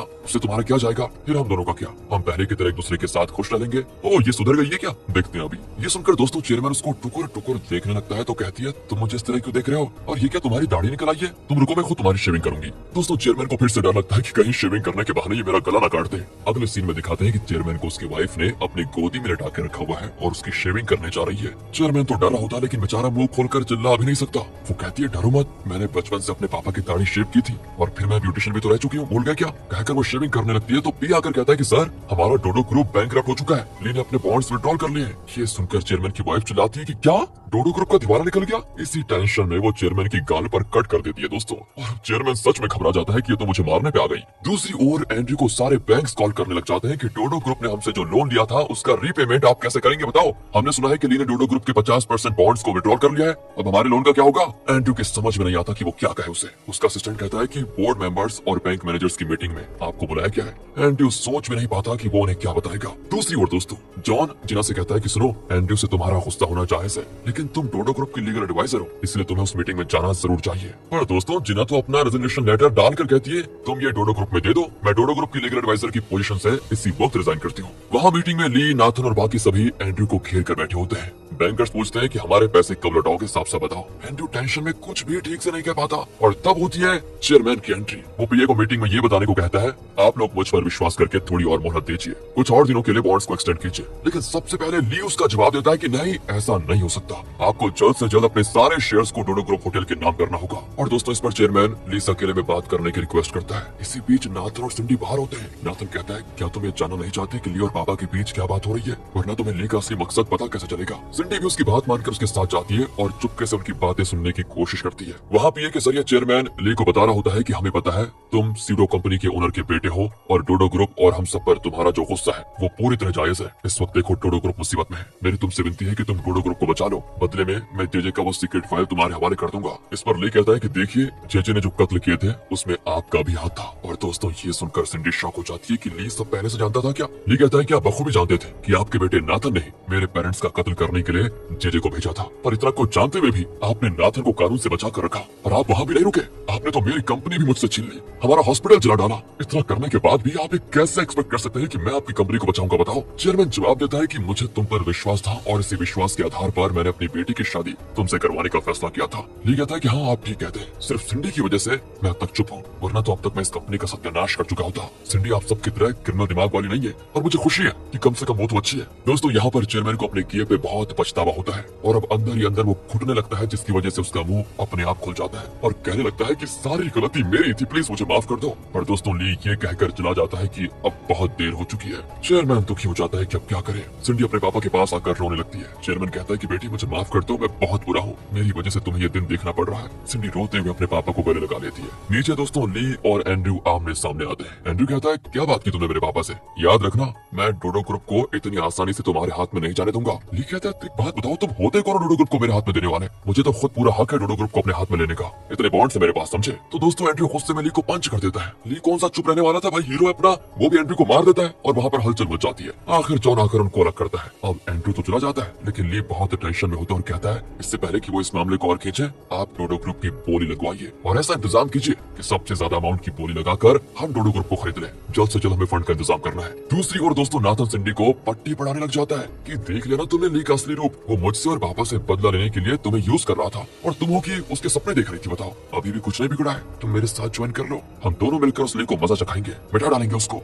दोस्तों सिंडी उस पर ऐसा जोर का थप्पड़ मारती है कि तुम ना किसी जन्म में नहीं सुधारने वाले। अगले सीन में वो एक लोकर बार में बैठकर पी रही होती है। उसे खुद से नफरत होती है क्योंकि उसके पापा और भाई की वजह से ली बेचारे ने अपने पेरेंट्स को खो दिया, उसकी जिंदगी बर्बाद हो गई बेचारे की। और अब दोस्तों सिंडी को लगता है कि जरूर ली उसे भी गलत ही समझेगा, पर तब वहाँ पर ली आकर उसके हाथ से शराब छीन कर कहता है ये क्या कर रही हो तुम? पर दोस्तों वो उठकर चली जाती है क्योंकि वो ली की आंखों में देखकर बात नहीं कर पाती, शर्मिंदा होती है वो भी। पर ली उसको रोकता है तो वो रोने लगती है कि मुझे छोड़ दो, मैं तुम्हारे दुश्मन की बेटी हूँ। तुम्हें पता था कि मेरे भाई और मेरे पापा ने मिलकर तुम्हारे साथ इतना बड़ा अन्याय किया है, फिर भी तुम मेरे साथ एक अच्छे दोस्त की तरह बर्ताव कर रहे हो। मेरे पापा और भाई बुरे निकले, इसमें मेरी क्या गलती बताओ? सच बताऊं तो मैं तुमसे प्यार करने लगी थी और आज तक मुझे किसी और के लिए ऐसा फील नहीं हुआ था। मुझे तुम सच में बहुत अच्छे लगते हो, लेकिन अब मुझे अपनी वो फीलिंग बोझ लगने लग गई है। सब कुछ जानते हुए भी तुमने मुझे अपने इतने करीब क्यों आने दिया? ली दोस्तों झट से उसको सीने से लगा लेता है और कहता है क्या तुम्हें पता है कि मेरा प्लान का सबसे मुश्किल पड़ाव क्या था? मेरा प्लान तुम्हारे भाई और तुम्हारे पापा के खिलाफ था, लेकिन मुझे इस बात का बहुत ध्यान रहा कि किसी भी हालत में मैं तुम्हें कोई ठेस न पहुंचाऊं। जानती हो क्यों? क्योंकि तुम बहुत अच्छी हो, तुम्हारे दिल में चोर नहीं है, तुम मतलब जो भी कहती हो, जो भी करती हो, खुले दिल से करती हो। तुमने कभी मुझे अजनबी नहीं समझा, हमेशा मेरा साथ दिया। ऐसे में मैं तुम्हारे बारे में गलत कैसे समझ सकता हूँ? और हाँ, इस दुनिया में अगर आज की तारीख में मुझे किसी पर पूरा भरोसा है तो वो सिर्फ तुम हो, सिर्फ तुम। अगर तुम मेरी बिजनेस पार्टनर जो ठहरी। दोस्तों सिंडी को यकीन हो जाता है कि ली सच्चा है, उसने सिंडी को अपने प्लान के लिए यूज नहीं किया। ये सोचकर तो वो और रोती है कि मुझे माफ कर दो ली कहता है कि एक बात याद रखना, तुम मुझे कभी भी मिल सकती हो, कभी भी, मुझे तुमसे कोई प्रॉब्लम नहीं होगी। वो दोस्तों और रोती है कि मेरे भाई और पापा के लिए मैं तुमसे फिर माफी मांगती हूँ। तुम देखना मैं तुमसे भी ज्यादा हैंडसम, तुमसे भी ज्यादा इंटेलिजेंट और एकदम सुपर लड़के से शादी करूंगी, तब चिढ़ाऊंगी तुम्हें मैं, और फिर तुम्हें पता चलेगा कि तुमने कितनी अच्छी लड़की को मिस कर दिया। ली भी हंसकर उसको गले लगा लेता है और कहता है ठीक है कर लेना, पर मुझे तुम्हारे होने वाले पति के कानों की बड़ी चिंता हो रही है। यहाँ से दोस्तों अगले दिन ली की टीम डिस्कस कर रही होती है कि आखिर वो अननोन नंबर वाला कौन हो सकता है जिसके पास पेंडोरा बॉक्स है। तब ली को याद आता है कि उस आदमी ने ये कहा था कि फिलहाल मैं तुम्हें पेंडोरा बॉक्स नहीं दे सकता, मतलब वो जरूर जेजे या एंड्रयू की पहचान का ही कोई होगा। और अगर उसने लाइव टीवी शो में मेरे बारे में भी इतना कुछ कहा था तो इसका मतलब है कि जरूर मेरे उस पुराने सिडो हॉस्पिटल में उसने काम किया होगा। अब हमें ये पता लगाना है कि वो कौन है जो इतने साल पहले सिडो हॉस्पिटल में काम करता था और अब डोडो ग्रुप में भी काम करता है। अचानक दोस्तों ली फिर कुछ देर के लिए ब्लाइंड हो जाता है। मुझे कहता है हमें देर नहीं करनी चाहिए, हमें जल्द से जल्द तुम्हारा स्कैन करवाना होगा। अगले सीन में ली का स्कैन किया जाता है और जब रिजल्ट आता है ना तो ली मोजो और पैनी को सिर्फ इतना कहता है कि डॉक्टर ने कहा है कि ये सिर्फ एक टेम्पररी प्रॉब्लम है, अपने आप ठीक हो जाएगा। फिर वो जिना को दूर से देखने लगता है और तब उसे डॉक्टर की बात याद आती है। एक्चुअली डॉक्टर ने बताया था कि जल्द ही आपकी आंखों की रोशनी पूरी तरह से चली जाएगी, कुछ ही महीनों की बात है, फिर तुम पूरी तरह ब्लाइंड हो जाओगे और इसे किसी सर्जरी से भी ठीक नहीं किया जा सकता क्योंकि तुम्हारी आंखों में बहुत डैमेज हो चुका है। ये कहा था यार डॉक्टर ने, बताओ। और प्रेजेंट में वो जिना को देखकर मन ही मन सोचता है कि सिर्फ 6 महीने तक मैं तुम्हें देख पाऊंगा और इन 6 महीनों में ज्यादा से ज्यादा सिर्फ तुम्हें देखना चाहता हूँ मैं। ये सब सोचकर वो बहुत ही इमोशनल हो जाता है। दूसरी ओर दोस्तों जेजे पी रहा होता है। बॉडीगार्ड से कहता है कि अब कुछ नहीं हो सकता, सब मिट्टी में मिलने वाला है। तभी वहाँ पर नाथन आकर कहता है कि डोडो ग्रुप कितनी बड़ी मुसीबत में है और तुम यहाँ पर शराब पी रहे हो। पता है ली डोडो ग्रुप को खरीदने वाला है, क्या तुम कुछ नहीं कर सकते उसके खिलाफ? ये सुनकर जेजे चौंक कर कहता है क्या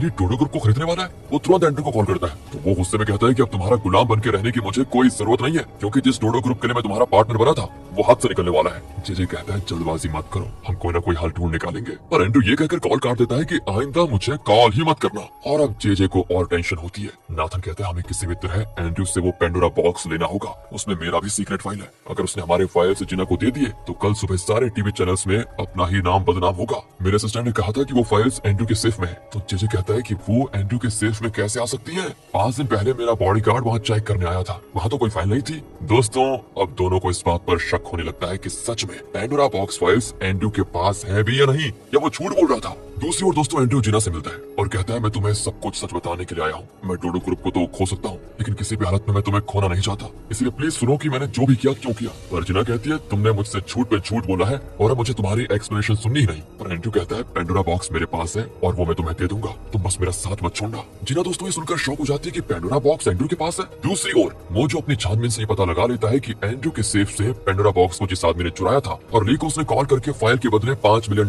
भी मांगा था, वो कोई और नहीं नाथन का असिस्टेंट है। दोस्तों उसने रिसेंटली अपने पूरे परिवार को फॉरेन भेज दिया है और वो अपने अपार्टमेंट को बेचने जा रहा है। मोजो आगे कहता है कि इतना ही नहीं, वही था जो कई साल पहले तुम्हारे स्टूडियो हॉस्पिटल में काम करता था। ये सुनकर दोस्तों ली चौंक जाता है और कहता है जल्दी उसे पकड़ो, मुझे उससे बात करनी है। दूसरी ओर दोस्तों नाथन का असिस्टेंट जिसने एंड्रयू की नॉलेज के बिना उसकी सेफ से पेंडोरा बॉक्स फाइल निकाल लिया था, वो अपने अपार्टमेंट को बेचने के लिए किसी से फोन पे बात कर रहा होता है। पर पीछे से एंड्रयू का असिस्टेंट उसकी बातें सुन लेता है और पूछता है ये अपार्टमेंट तुमने हाल ही में खरीदा था ना, और इतनी जल्दी उसको बेच क्यों रहे हो? पर वो टेंशन में कहता है एक्चुअली मुझे एक काम है बहुत ही अर्जेंट, अभी जाना होगा, मैं बाद में बात करता हूँ। दोस्तों यहाँ पर एंड्रयू के असिस्टेंट को उस पर शक होने लग जाता है। दूसरी ओर एंड्रयू अपने ऑफिस में फाइल्स लेने के लिए आता है लेकिन अपने सेफ में फाइल्स को ना पाकर चौंक जाता है पूरी तरह। तब जेजे का कॉल आता है तो वो अनजाने में चिल्ला देता है क्या तुमने मेरे सेफ से पेंडोरा बॉक्स के फाइल चुराए थे? तब जाकर जेजे को पता चलता है कि किसी ने एंड्रयू के सेफ से भी फाइल चुरा लिए हैं। मतलब नाथन के असिस्टेंट ने ये काम किया होगा क्योंकि वो हाल ही में नाथन का साथ छोड़कर एंड्रयू के लिए काम करने लगा था, और जब वो ये रियलाइज करते हैं ना तो वो हाथ धोकर नाथन के असिस्टेंट के पीछे पड़ जाते हैं। इससे पहले कि असिस्टेंट वहाँ से बच निकलता एंड्रयू उसको देख लेता है। असल में दोस्तों एंड्रयू के असिस्टेंट ने उसे बता दिया था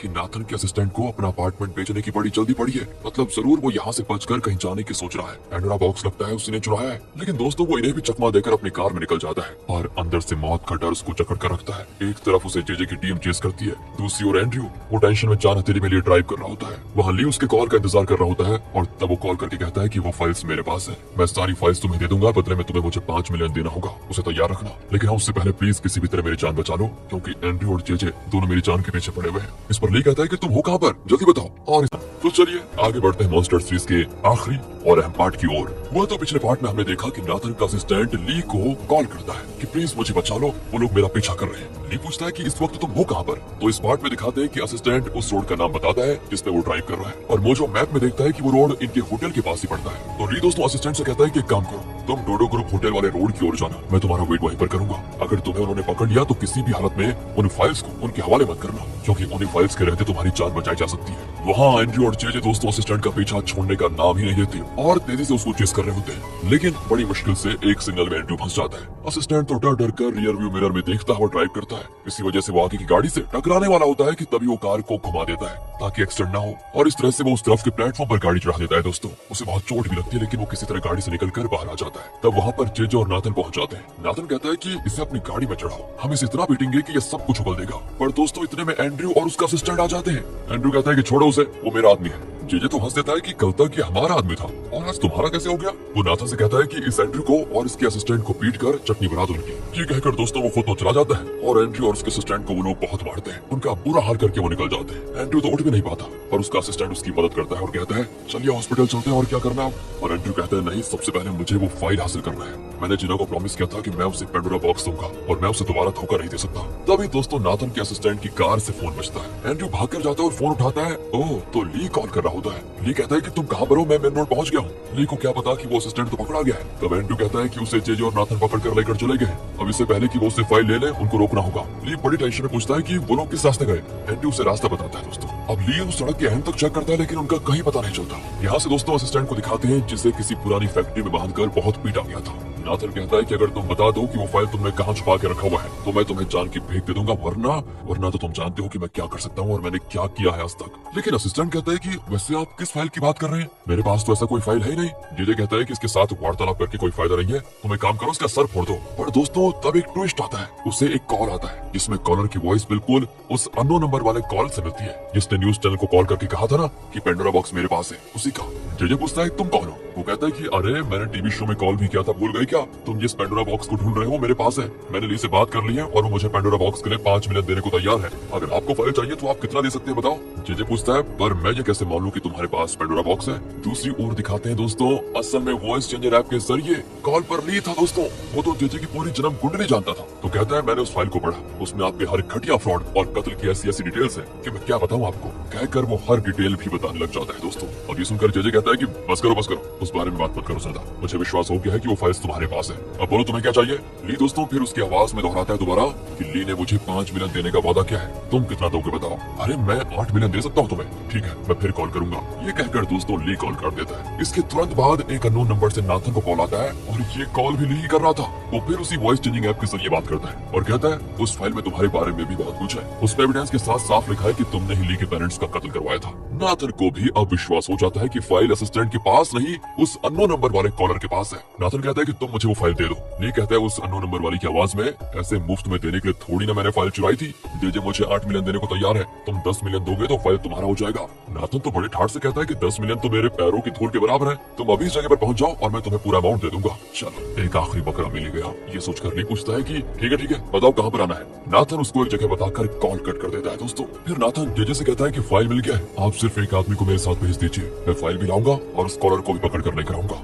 जेजे भी मान जाता है और नाथन उस आदमी को लेकर कॉलर से मिलने के लिए निकल जाता है। दूसरी ओर दोस्तों ली नाथन की बताई हुई जगह पर मोजो और ग्रे के साथ वेट कर रहा होता है। तब नाथन वहाँ पर पहुँच जाता है पर इस बार उससे फोन पर मोजो बात करता है, पर वो भी वॉइस चेंजर के जरिए उसी वॉइस में बात करता है और कहता है मैं एक्चुअली ट्रैफिक में फंस गया हूँ, तुम वहीं पर वेट करो मैं पहुँच जाऊंगा। इसी बीच ली नाथन के पीछे चला जाता है। नाथन उसको जैसे देखता है तो तुरंत वहाँ से भागता है और ली उसको चेस करता है। नाथन का आदमी भी उनके पीछे भागता है और तब उसे ग्रे रोक लेता है। दोस्तों वो जिस तेजी से आता है ना उससे तो लगता है कि ग्रे के अंदर हिम्मत आ गई है और वो उस आदमी को पकड़कर बिल्कुल पीटने वाला है, पर कहाँ यार, उल्टा वो आदमी ग्रे को उठाकर पटक देता है। फिर मोजो आता है तो वो उससे भी ग्रे की तरह कमजोर समझकर उठाने की कोशिश करता है, पर मोजो तो उसकी हड्डियां ही तोड़ देता है। दूसरी ओर ली नाथन को एक जगह पे लॉक कर देता है और वो एक बड़ी लकड़ी उठाकर धमकाता है इस वक्त यहाँ से भाग जाओ वरना मेरा गुस्सा तो तुम जानते ही हो, मैं किसी की जान भी ले सकता हूँ, तुम्हें पता है ना। ये कहता है कि मैं तुम्हें अब भी एक आखिरी मौका देता हूँ और वो भी सिर्फ इसलिए कि तुम सिंडी के भाई हो। अब बताओ कि तुमने अपने असिस्टेंट को कहाँ पर रखा हुआ है, फिर मैं तुम्हें माफ कर दूंगा। पर कहाँ दोस्तों नाथन अपनी आदत से बाज नहीं आता और कहता है उस फाइल के बिना तुम किसी का कुछ नहीं बिगाड़ सकते, याद रखना, और वो जल्द ही मेरे हाथ में आ जाएगा। उसकी बचकानी बातें सुनकर ली को और गुस्सा आता है और वो उसका हाथ मरोड़ देता है, उसकी खूब पिटाई भी करता है। फिर एक बड़ा पत्थर उसके सर पे मारने जाता है लेकिन एंड वक्त पर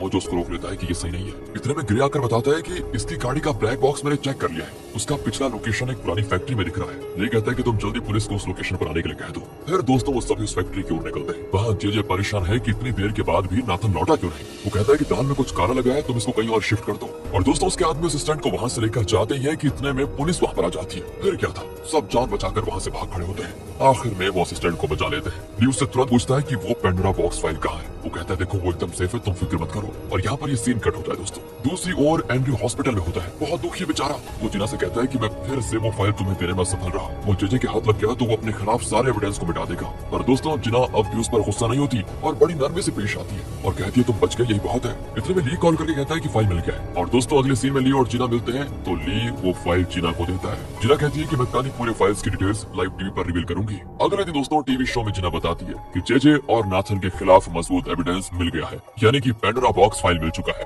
और इसी सिलसिले में मैं आपको 3 वॉइस रिकॉर्डिंग सुनाना चाहती हूँ, उसी से आपको पता चल जाएगा कि जेजे और नाथन क्राइम के मामले में कितने पहुंचे हुए आदमी हैं। पहली रिकॉर्डिंग होती है दोस्तों जेजे और नाथन के बीच हुई बात की, जिसमें नाथन ने कहा था हमें किसी भी तरह ली के पेरेंट्स को खत्म कर देना है, फिर तो सीडो हॉस्पिटल हमारा हो जाएगा, फिर डोडो ग्रुप को टक्कर देने वाला कोई नहीं होगा। ये सुनकर तो खुद चेयरमैन की वाइफ चौंक जाती है कि क्या सच में हमारे बेटे ने ये सब कुछ किया था। दूसरी रिकॉर्डिंग में जेजे अपने बॉडीगार्ड को बता रहा होता है कि मैंने ली के पेरेंट्स का कत्ल किया, ये किसी को नहीं पता चलेगा और ना ही किसी को मुझ पर शक होगा, क्योंकि मैं ली का अंकल जो ठहरा।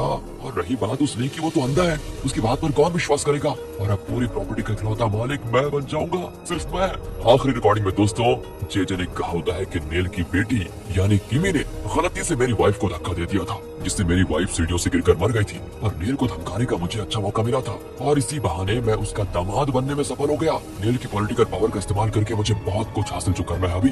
ये तीनों रिकॉर्डिंग्स दोस्तों वो टीवी पर रिलीज कर देती है और ये देखकर नेल की हालत होती है खराब और उसे बड़ा दुख होता है कि उसकी बेटी की लाइफ खराब हो गई। आखिर में जिना टीवी कैमरा को देखकर कहती है मेरे भाई का कत्ल भी जेजे ने किया था, उसका इन फाइल्स में कोई एविडेंस तो नहीं है, लेकिन जेजे का बॉडीगार्ड उसका इकलौता आई विटनेस है। मैं उससे ये कहना चाहती हूँ कि देखो तुम्हारी अपनी भी एक जिंदगी है, उसे जीना सीखो, तुम खुद आकर सरेंडर हो जाओ और वो सब कुछ कबूल कर लो जो जेजे ने तुम्हें करने पे मजबूर किया था। अगर तुम ऐसा कर लोगे ना तो जेजे को सजा तो मिलेगी, साथ ही तुम्हें माफी भी मिलने की गुंजाइश है। देखो जेजे के चक्कर में तुम अपनी जिंदगी बर्बाद मत करो। बॉडीगार्ड दोस्तों बड़े ध्यान से जिना की बात सुन रहा होता है। जेजे कहते हैं अरे तुम ये सब क्यों देख रहे हो, वो तो तुम्हारा ब्रेन वॉश करने की कोशिश कर रही है, वैसे भी वो नहीं जानती कि तुम मेरे कितने वफादार आदमी हो। बंद करो टीवी, लेकिन बॉडीगार्ड उसका ठीक से कोई जवाब नहीं देता और कहता है कि इस घर के ओनर को भी अब तक सब कुछ पता चल गया होगा, इसलिए हमें जल्दी से घर खाली करना चाहिए। इससे पता चलता है कि जेजे पूरी तरह फंस चुका है और पुलिस दोस्तों उसको ढूंढ रही होती है। दूसरी ओर ली और उसकी टीम डोडो ग्रुप को टेक ओवर करने के लिए मीटिंग करते हैं।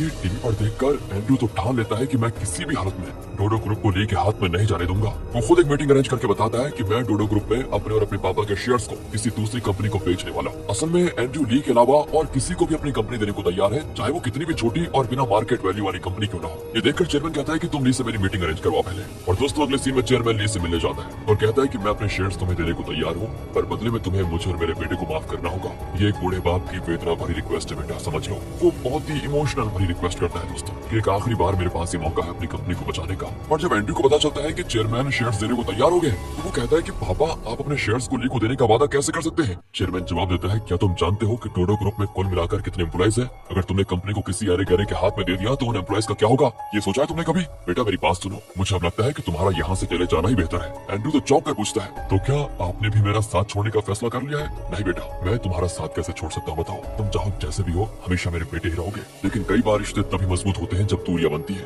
तभी दोनों एक दूसरे के बारे में ठीक से समझ पाते हैं। तुम्हें मेरी और मुझे तुम्हारी अहमियत समझने के लिए हमें एक दूसरे से दूर रहना होगा। तुम कहीं दूर चले जाओ। पर दोस्तों अंदर ही अंदर चेयरमैन ये सब कुछ कहते हुए रो रहा होता है। एंड्रू गुस्से में चला जाता है। दूसरी ओर जेजे अपनी सारी सेविंग्स को एक दुकान में देखकर एक गन खरीदता है। उसमें 2 बुलेट्स होते हैं। फिर वो पार्किंग लॉट में जिना की कार के पास जाता है और बॉडीगार्ड से कहता है इसे खोलो। वो पूछता है कि आप यहाँ पर करने क्या वाले हैं? झट से जेजे को गन निकालते देखकर दोस्तों वो घबरा जाता है और पूछता है क्या आप जिना का खून करने जा रहे हैं? जेजे कहता है कि हाँ, मैंने जो पैसा जो पावर कमाने की ख्वाहिश रखी थी वो सब मिट्टी में मिलाया है ली और जिना ने। उन दोनों की मौत होगी मेरे हाथों। अब दोस्तों इस बार मतलब पहली बार बॉडीगार्ड को गुस्सा आ जाता है और पूछता है कि अगर आपकी ली से दुश्मनी है तो सबसे पहले आपको ली का खात्मा करना चाहिए ना। जिना को क्यों मारना चाहते हैं आप? इस तरह वो जरा जिना को सपोर्ट करता है। जेजे कहता है कि बेकार की बात मत करो, मैं जिना को मारकर उसकी बॉडी को जंकयार्ड में डिस्पोज करने वाला हूँ और हाँ तुम भी उसकी बॉडी को डिस्पोज करोगे समझे। ये कहकर वो जिना की कार में बैठ जाता है। बॉडीगार्ड भी वहाँ से चला जाता है दोस्तों। और यहाँ इस बात से बेखबर जिना कुछ देर के बाद आती है और कार में बैठती है। अचानक पीछे से जेजे उस पर गन तान कर धमकाता है कि तुम्हें क्या लगा मैं तुम्हें इतनी आसानी से जिंदा छोड़ दूंगा है?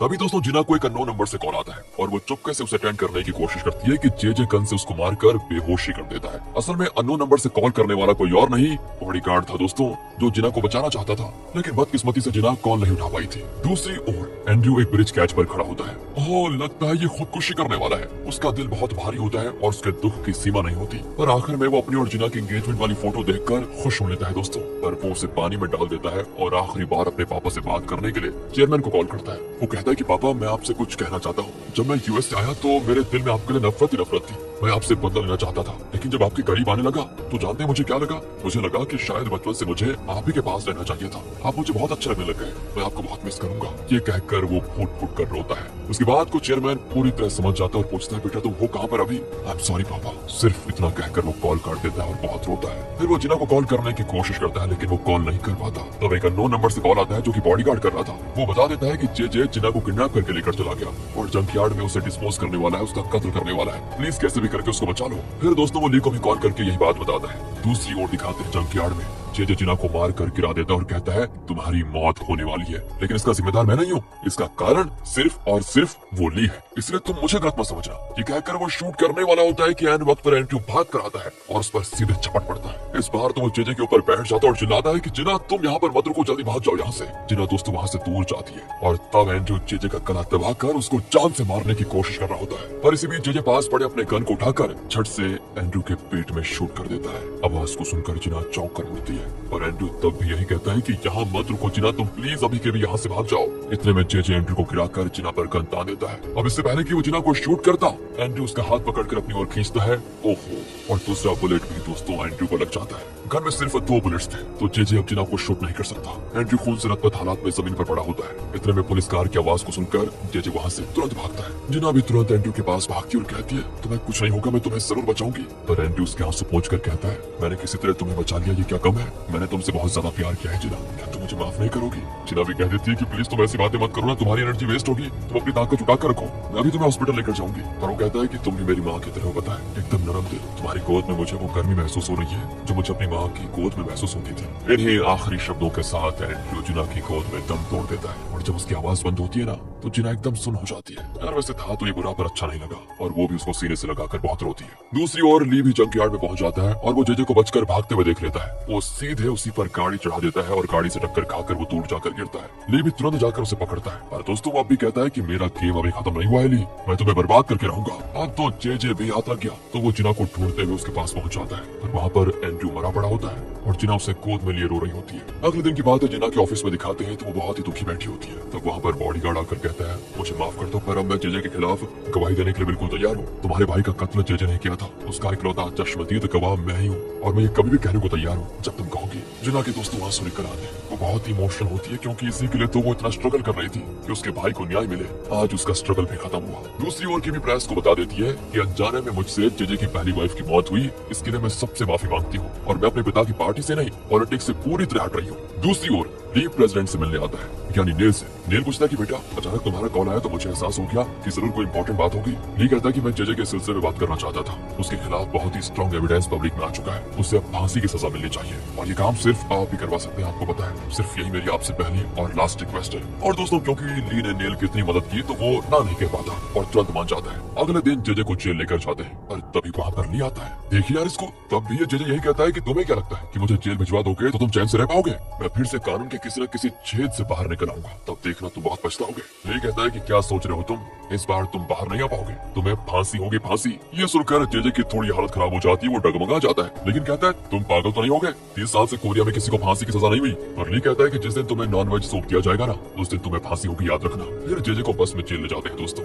अगले सीन में ली की टीम ड्रिंक करके सेलिब्रेट कर रही होती है। ली मोजो से पूछता है कि आपकी सबसे बड़ी आशा क्या है बताओ। वो कहता है कि अरे आशा का क्या है, हर किसी को कोई ना कोई आशा होती है भाई। बहुत ही कम उम्र से मैं डोडो ग्रुप के लिए काम कर रहा था और मेरी सिर्फ यही ख्वाहिश थी कि आखिर तक मैं डोडो ग्रुप के लिए काम करूं। ली कहता है तो ठीक है, लीजिए आपकी ख्वाहिश पूरी कर देता हूँ। आज से डोडो ग्रुप आपका, आप भी उसके चेयरमैन होंगे। मोजो चौंक कर पूछता है ये तुम क्या कह रहे हो? सिंडी तो यहीं बैठी है ना, डोडो ग्रुप तो उसको मिलना चाहिए। और सिंडी कहती है कि मिस्टर मोजो नहीं चाहिए मुझे डोडो ग्रुप, वैसे भी मुझे ये बिजनेस की बातें बड़ी बेहुदा लगती है। मैं तो अपना फैशन डिजाइनिंग का कोई काम करके गुजारा कर लूंगी और चैन से रहूंगी। फिर ली पैनी से कहता है कि कल से हमारे ऑर्गेनाइजेशन की हेड तुम होगी। मैं ये ऑर्गेनाइजेशन छोड़ रहा हूँ। वैसे भी पैनी भी चौंक जाती है कि इतनी बड़ी ऑर्गेनाइजेशन तुम मुझे सौंप कर खुद क्या करोगे। तब ली अपना ग्लास उठाने जाता है कि अचानक दोस्तों उसे कुछ नहीं दिखता और वो गलती से ग्लास को नीचे गिरा देता है। लगता है ली की ब्लाइंडनेस अब बहुत दूर नहीं है, जल्दी वो पूरी तरह ब्लाइंड हो जाएगा। वो घबरा कर पूछता है कि जिना की फ्लाइट कब है, मैं उसको देखना चाहता हूँ। असल में दोस्तों जिना अपने भाई की मौत के लिए उसको न्याय दिला चुकी है और अब वो जर्मनी जा रही है, इसलिए ली उसे देखने जाता है और दूर से उसको देखने लगता है। जिना भी जॉन और अपनी फ्रेंड से विदा लेती है और बहुत इमोशनल होती है उस समय। ली बेचारा भी समझ गया था कि वो किसी भी वक्त ब्लाइंड हो जाएगा, इसलिए वो चाहता है कि ब्लाइंड होने से पहले वो सिर्फ जिना को बस एक बार देख ले अच्छे से। और जिना को फील होता है कि कोई पीछे से उसको देख रहा है। वो मुड़ती है तो वहाँ पर ली खड़ा होता है। बस दोस्तों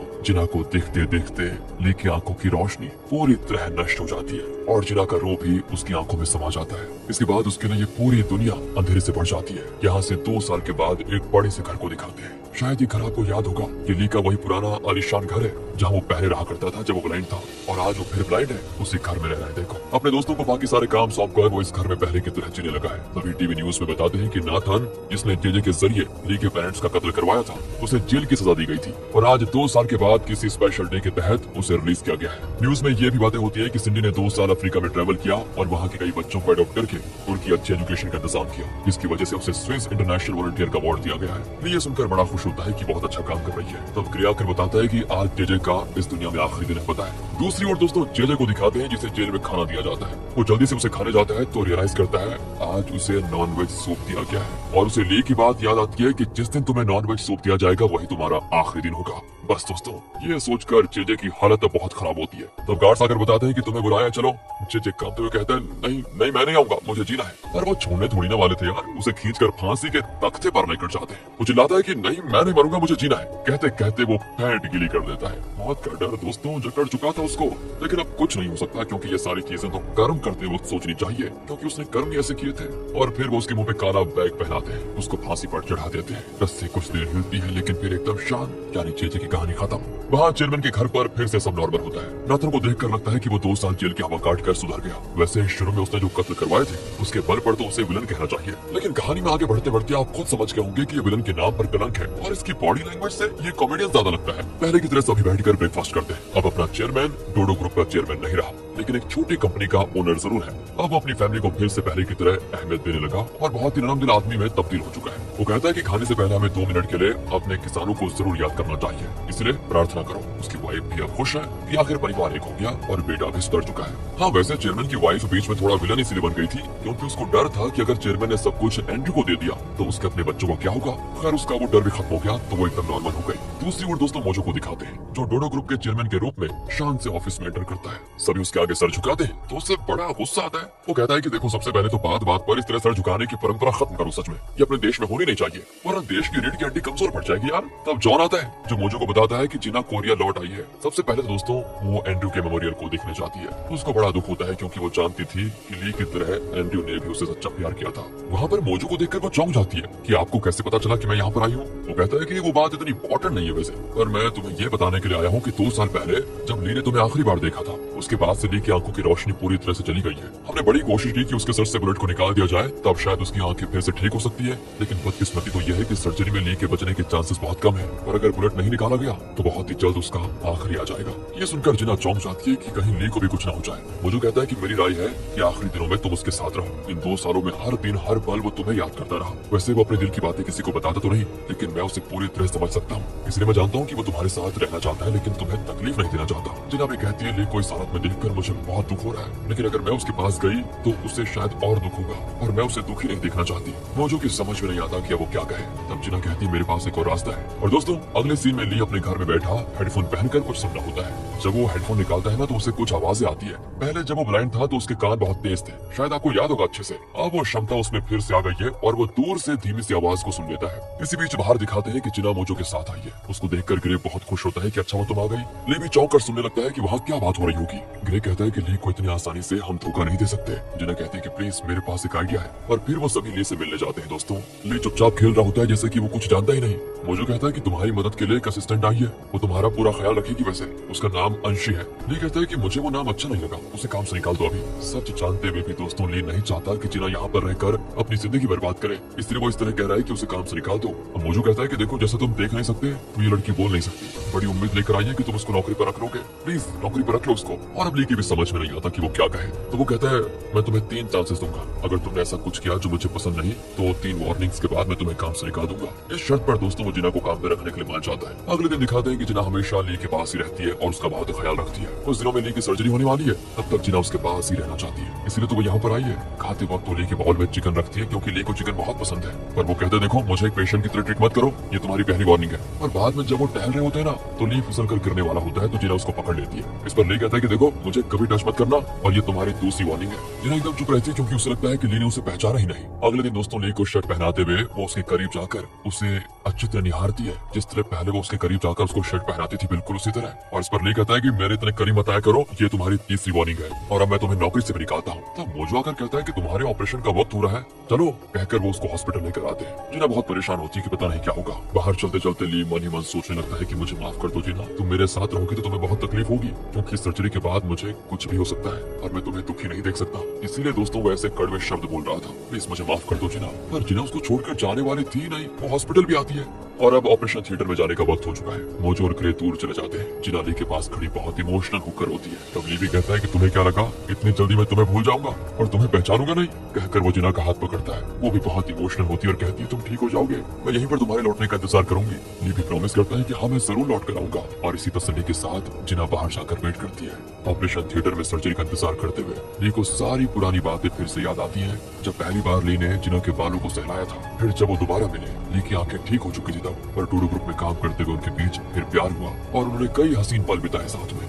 फिर दोनों ने किस किया, ये सारी चीजें ली को याद आ जाती है। उसे ये भी लगता है कि जैसे कि सर्जरी सफल हो चुकी है और वो फिर देख सकता है। वो दूर से जिना को भी देख रहा है। इन ख्यालों में खोकर दोस्तों को स्माइल करता है, लेकिन असल में वो अभी भी ऑपरेशन थिएटर में लेटा हुआ है। बाहर जिना उसके सर्जरी के खत्म होने का इंतजार कर रही है। ओहो, और इसी के साथ इस सीरीज का होता है दोस्तों दी एंड। तो अब आप बताइए यार आपकी क्या फील है इस सीरीज को लेकर। जरूर इसे हम सब मिस करने वाले हैं यार। सच में हमने एक्सपेक्ट भी नहीं किया था कि इतनी लंबी सीरीज को हम शुरुआत से लेकर उसी जोश के साथ पूरा कर पाएंगे और ये पॉसिबल हुआ सिर्फ और सिर्फ आप आपके सपोर्ट की वजह से। शायद स्ट्रीट कॉम्बैट के बाद चैनल पर यह सबसे लंबी सीरीज रही है। वैसे सीरीज में लियो और जिना के अलावा एक और कैरेक्टर है जिसने हमारे दिलों में जगह बनाई, वो है एंड्रयू। चेयरमैन का नाजायज बेटा होने की वजह से उसने न जाने यूएस में कितने बुरे दिन देखे होंगे। वो अपने पिता को देखने कोरिया आया और उनसे बदला लेना चाहता था, लेकिन यहाँ आकर जब वो जिना से मिला ना तो उसके मन में बदलाव शुरू हो गया था। वो जिना को बेहद प्यार करने लगा था। पर्सनली उसे ली से कोई दुश्मनी नहीं थी, लेकिन वो सिर्फ और सिर्फ जिना को खोने के डर से ली के खिलाफ बहुत कुछ करने लगा। पर हाँ, एक बात तो है, जिना के लिए उसका प्यार एकदम सच्चा था।